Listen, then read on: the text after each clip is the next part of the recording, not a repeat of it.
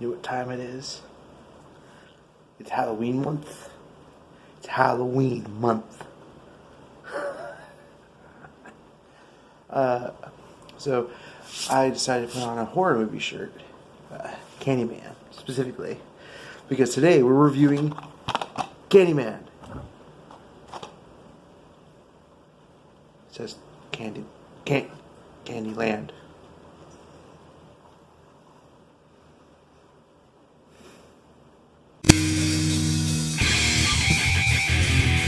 So I decided this month I'm going to do a review a day, whether it be short or long. And they're all dollar store horror movies. All of them. So, dubious quality, or good quality, or dubious legality. I don't know, but they're all from the dollar store. All of them. First up, we got Candyland. I know the joke at the beginning, Candy, it's not very much me, but it's me.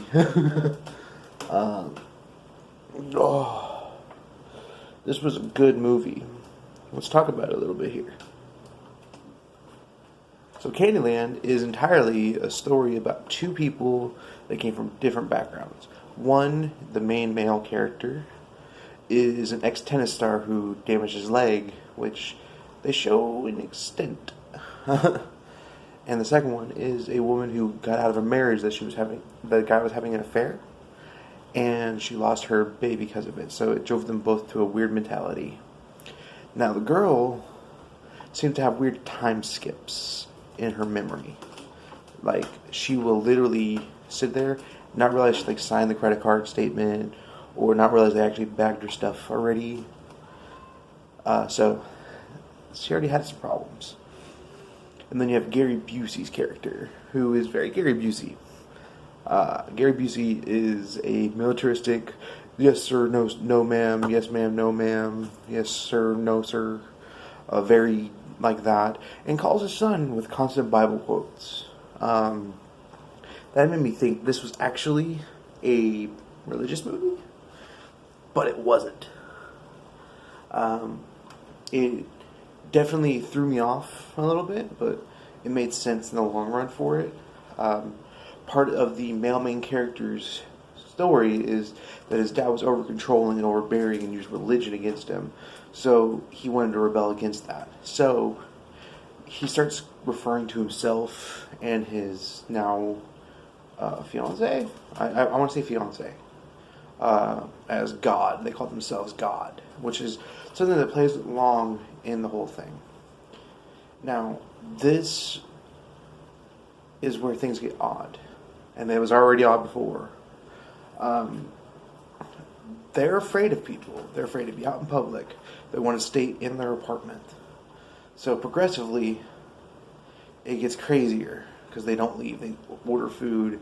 They start going through weird mindsets where they start saying, oh, we can't know what time it is. We can't know what day it is. All because it reminds the male main character of his dad. So, and she goes along with it because she loves him and all that jazz. And they have to just try to move on because they're trying to be happy with their lives. This is after they've already painted and destroyed their apartment, got rid of the television, got rid of radio, all they have, and their cell phones. So all they have is each other, their arts and crafts, and the stuff that they order from their home phone. Yes, they have a home phone. But they got rid of their smartphones. Gary Busey's character then, at that point, starts getting worried because he can't get a hold of his son. So he actually finds out where he is and shows up, and they freak out at him and tell him to leave. And he's got his own little side story with a romantic relationship with the neighbor, but it's more of like a shoehorned in thing to give the character more screen time. I think that's because Gary Busey, and people want Gary Busey, apparently. But, yeah. So that starts happening, and progressively, as they're going more and more insane, they start writing to each other, they start looking sickly, they start hearing weirdness, and then they call their land Candyland. That's why the movie's called Candyland. They call their home Candyland, because all you see them eating is cookies, sweets, cupcakes, ding-dongs, that's all they're eating is candy. So they're getting progressively more and more malnourished, more and more sickly looking. They look more and more pale. And they start going crazy. And then they start talking about how they have to erase their history for there to be a future. So what they do is like they have her do flashbacks of her gay best friend that introduced her to the bar that she was at, where she met her fiance, the main male character, and she views it as like him just being cute, and then them going on a date. But then they show him later on, not immediately afterwards, later on at the same place, freaking out because of some drink in the bathroom and breaking it. So he's already violent and unstable. But back to her flashback, she literally sees the male gay friend go away with another person, like abandoning her. And then she sees her ex-husband making out with another woman. You don't ever actually see his face, but then they leave. And then after he leaves, she looks down and sees an umbilical cord leading to a baby. And the baby's like, "Why didn't you let me be born, mother?" And then she wakes up and freaked out. So it's a bit of a mind trip. I was not expecting there's so much of a mind trip. I was expecting some cheesy, gory, really poorly acted, like, Candyman knockoff, to be honest.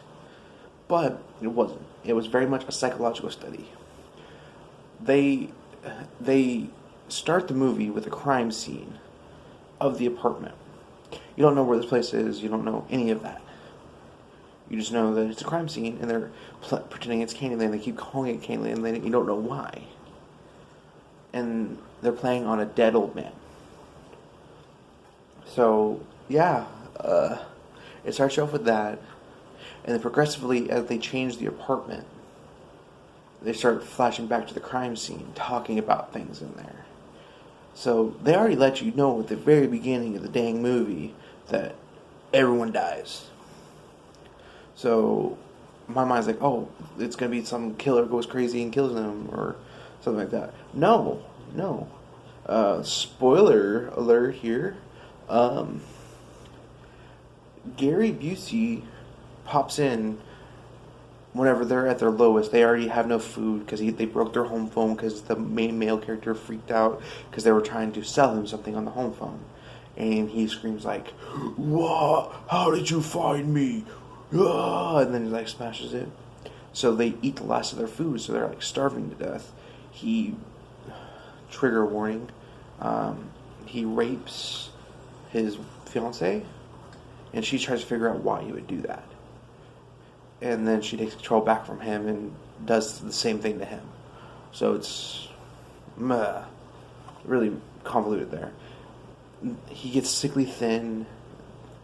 Dad busts in, trying to save him, and he tries to stab him. And Gary Busey knocks the knife out of his hand and starts hugging him, trying to tell him, "You're coming home. I'm going to take care of you. I love you." And then the girl, out of her mind already, stabs him in the back, and he falls on the ground. And then they both climb on top of him and then stab him in the heart together. And then they both die from malnutrition. So everyone dies. The only one that's actually murdered is Gary Busey. I make the argument that the girl herself also was murdered by him. But this was a good movie. If you can get it, I would recommend giving it a watch. It's five potatoes. I'll see you guys in the next one. Remember, always follow your dreams. Peace, guys.